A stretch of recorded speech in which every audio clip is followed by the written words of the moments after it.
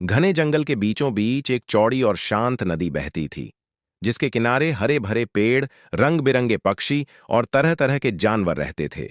उसी नदी में रहता था एक विशाल और ताकतवर दरियाई घोड़ा, हिप्पोपोटामस, जिसका नाम था भोलू। भोलू बहुत बड़ा जरूर था, लेकिन स्वभाव से बेहद शांत, दयालु और मददगार था। वह नदी को अपना घर मानता था और सभी जानवरों को बराबर समझता था। नदी के पास ही जंगल की सूखी और पत्थरीली जमीन पर रहता था एक चालाक और हंसमुख लकड़बग्घा, हाइना, जिसका नाम था चालू। चालू बहुत बुद्धिमान था, लेकिन उसकी बुद्धि अक्सर चालाकी और स्वार्थ में बदल जाती थी। वह हमेशा दूसरों को बेवकूफ बनाकर अपना फायदा उठाने की सोचता रहता था। एक साल जंगल में भयंकर सूखा पड़ा। नदी का पानी धीरे धीरे कम होने लगा, पेड़ों की पत्तियां मुरझाने लगीं और खाने पीने की कमी हो गई। जानवर इधर उधर भटकने लगे। चालू हाइना को सबसे ज्यादा परेशानी हो रही थी, क्योंकि शिकार मिलना बंद हो गया था। कई दिनों तक भूखा रहने के बाद उसके दिमाग में एक योजना आई।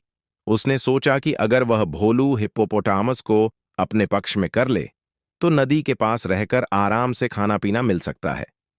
एक दिन चालू नदी किनारे पहुंचा और मीठी आवाज में बोला, भोलू भाई, आप तो जंगल के सबसे ताकतवर और दयालु जानवर हैं। आपकी वजह से ही यह नदी सबको जीवन देती है। भोलू ने मुस्कुराकर कहा, धन्यवाद चालू, लेकिन बताओ यहां आने का कारण क्या है। चालू बोला, मैं आपकी सेवा करना चाहता हूं। अगर आप चाहें तो मैं नदी के पास पहरा दे सकता हूं, ताकि कोई शरारती जानवर पानी खराब न करे।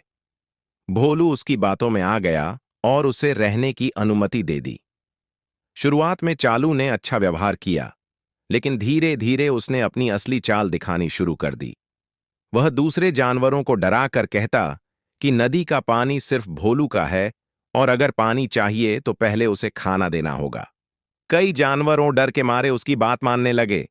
भोलू को जब यह पता चला तो उसे बहुत दुख हुआ। उसने चालू से पूछा, तुम ऐसा क्यों कर रहे हो? पानी तो सबका है। चालू ने झूठी सफाई दी और कहा, मैं तो बस आपकी सुरक्षा के लिए ऐसा कर रहा हूं। कुछ समय बाद जंगल के जानवरों ने मिलकर एक सभा बुलाई। हाथी, हिरण, बंदर और पक्षियों ने भोलू को सारी सच्चाई बता दी। भोलू को अपनी गलती का एहसास हुआ कि उसने बिना सोचे समझे चालू पर भरोसा कर लिया था। उसने उसी समय चालू को बुलाया और सख्त आवाज में कहा, मैंने तुम्हें दोस्त समझा, लेकिन तुमने मेरे भरोसे का गलत फायदा उठाया। चालू डर गया और बोला, मुझे माफ कर दो, अब मैं ऐसा नहीं करूंगा। भोलू ने थोड़ी देर सोचा और फिर कहा, माफी तभी मिलती है जब इंसान अपनी गलती से सीख ले। मैं तुम्हें जंगल छोड़ने की सजा नहीं दूंगा, लेकिन तुम्हें सबके सामने माफी मांगनी होगी और वादा करना होगा कि आगे से किसी को धोखा नहीं दोगे। चालू ने सभी जानवरों से माफी मांगी और सचमुच शर्मिंदा हो गया। उस दिन के बाद चालू का व्यवहार बदल गया। वह सच में नदी की सफाई करने लगा और कमजोर जानवरों की मदद करने लगा। जंगल में फिर से शांति लौट आई। भोलू ने भी यह सीख ली कि ताकत से ज्यादा जरूरी है सही निर्णय और सही लोगों पर भरोसा। कहानी की सीख सच्चा बल शक्ति में नहीं, बल्कि ईमानदारी और सही निर्णय में होता है।